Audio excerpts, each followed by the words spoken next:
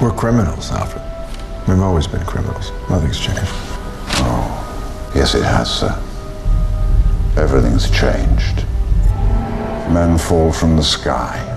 The gods hurl thunderbolts. Innocents die.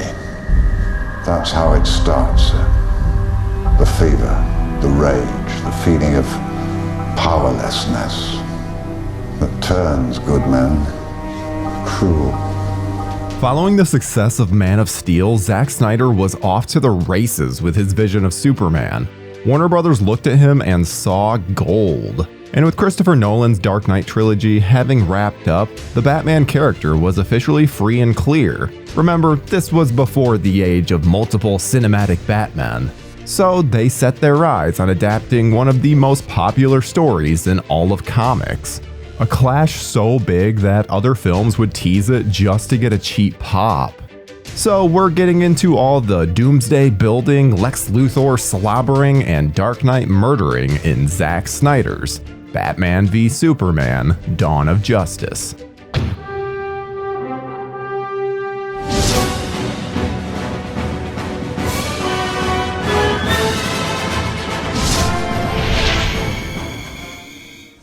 Bringing two titans together on the big screen is anything but an easy process. Warner Brothers decided to bring back their Superman team of Zack Snyder and David S. Goyer and sought to make a brand new film. And while many people expected Man of Steel 2, Snyder announced at San Diego Comic-Con that we would instead be seeing Batman and Superman duke it out on the big screen. There's a bit of irony in that because Goyer himself said in 2006 that the battle would be, quote-unquote, an admission that this franchise is on its last gasp. Guess he changed his mind. Snyder briefly toyed with the idea of having Cavill's Superman go up against the new Batman, Joseph Gordon-Levitt, from the end of Dark Knight Rises. However, knowing fans wanted to see Bruce Wayne and not someone else under the cowl, quickly dismissed the notion. And with Goyer being busy with other projects, Chris Terrio was brought aboard to rewrite the script. His fascination with mythology can really be felt in the characterizations of both Superman and Wonder Woman. Next time they shine your light in the sky, don't go to it. The bat is dead. Bury it. Consider this mercy. Henry Cavill returned to the role of Superman after being criticized a bit for being a tad dark and brooding in Man of Steel. His suit was slightly redesigned, but for the most part, he's the same man from the first film. He's struggling with his powers and feels a lot of guilt over the destruction of Metropolis and humanity's seemingly infinite problems. For Batman, Snyder wanted someone older than Cavill, who looked battle-hardened. Ryan Gosling, Joe Manganiello, and Matthew Good were all considered for the part, with Jason Momoa even auditioning. Josh Brolin even had several meetings with Snyder and was very close to being cast. I bet your parents taught you that you mean something, that you're here for a reason. My parents taught me a different lesson. Dying in the gutter for no reason at all. Shocking just about everyone on Earth, Ben Affleck was announced as Batman. After Affleck's disdain for the leather costume of Daredevil and how humiliating it was, his desire to do it was surprising. But this followed in the steps of Keaton and Kilmer by being inspired choices in the long run. Fans revolted against the idea at first, unable to imagine him as the Caped Crusader. Warner even went as far as to tell Affleck to stay off the internet after his casting was announced.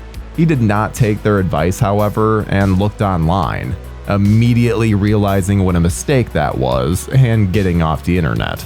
But all it took was seeing the man in his costume to win fans over. The suit is more fabric-based and resembles a look similar to Frank Miller's The Dark Knight Returns. They also avoid the all-black aesthetic, opting instead for black and gray, just like in the comics.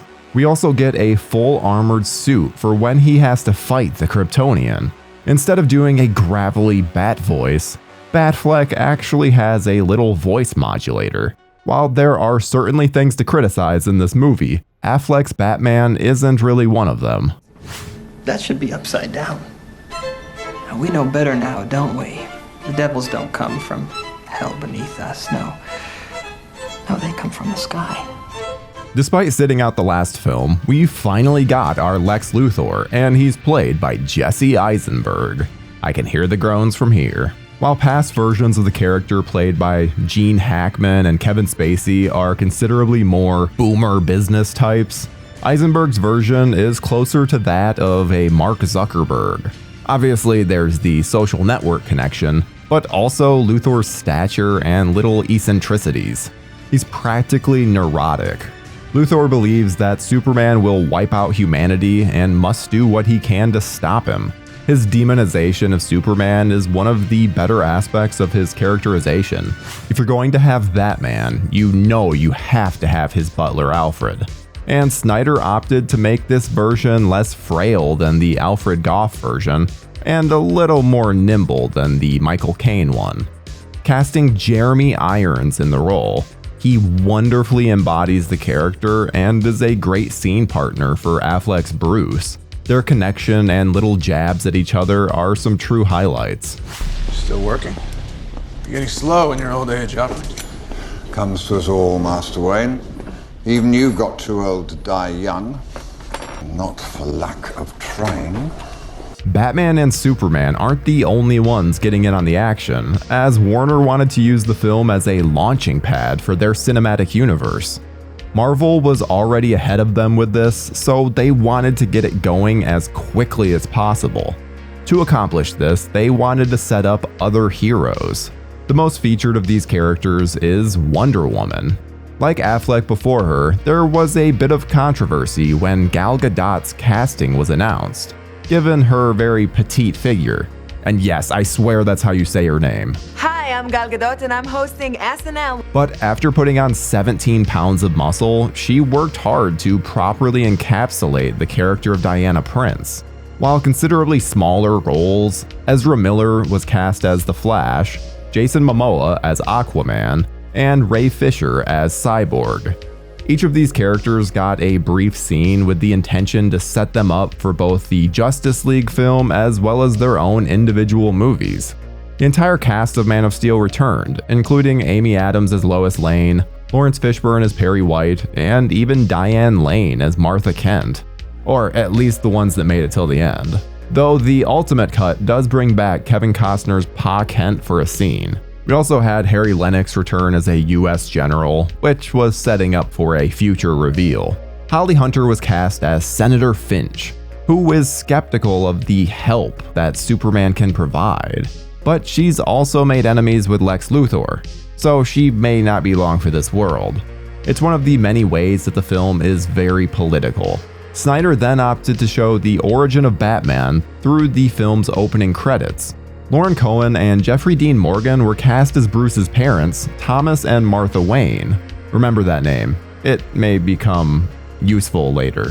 Why did you say that name? The story of Batman v Superman is what you would expect, with Bruce Wayne's Batman concerned about Superman being a threat to humanity after he and Zod played their own version of Rampage in downtown Metropolis, so he seeks to take the Kryptonian out. Then Superman just sees Batman as some kind of vigilante. There are many overtones of terrorism and militarization that give the film a rather grounded atmosphere, despite the spectacular characters at the forefront. But the conflict comes to a halt when the two realize that their mothers have the same name. You heard that right. Save Martha! It's a silly moment, and one that Snyderites have defended time and time again. But there's a reason it's become a massive meme. There's an homage to the Batman story Death in the Family, with Bruce looking at Robin's vandalized suit with the implication that the Joker killed him. They also managed to add in the Death of Superman storyline, with Doomsday being introduced and Superman even dying. That's a lot of story for a 2.5-hour movie, so there may be more to that later. At one point, Batman villains the Joker and the Riddler both had places in the script, but were thankfully cut. Additionally, Adam Driver and Carla Gugino were considered for the roles of Nightwing and Catwoman, respectively. But those were also excised from the final script. Though Driver as Nightwing sure would have been something. Filming started in October 2013, but filming with the principal cast didn't happen until May 2014 in Detroit, Michigan. Detroit served as the rundown and crime-ridden Gotham City. As someone from Michigan, the comparison is apt. After filming throughout the Midwest, the South Pacific, and even New Mexico, they finally wrapped on December 5th, 2014. Snyder's 300 cinematographer Larry Fong joined as DP and gives the film a slick look. They shot the film mostly on IMAX, which gives the film a very large-scale look. Michael Wilkinson returned as the costume designer and gave us great new updates to all of the superhero outfits. Though Wonder Woman's lack of color was widely criticized to the point of them going back on it in future films. And any film that has Batman also needs to feature the Batmobile. And this film is no different, with Patrick Tatopoulos designing a near tank. Hans Zimmer returned to score the film, but he was joined by Junkie XL. Zimmer wanted him to provide the Batman score to provide a nice contrast to Hans's Superman score, but the final composition ends up being credited to them both. Zimmer struggled so much with the score that he would eventually declare himself retired from superhero films, a statement that he has since rescinded. Do you bleed?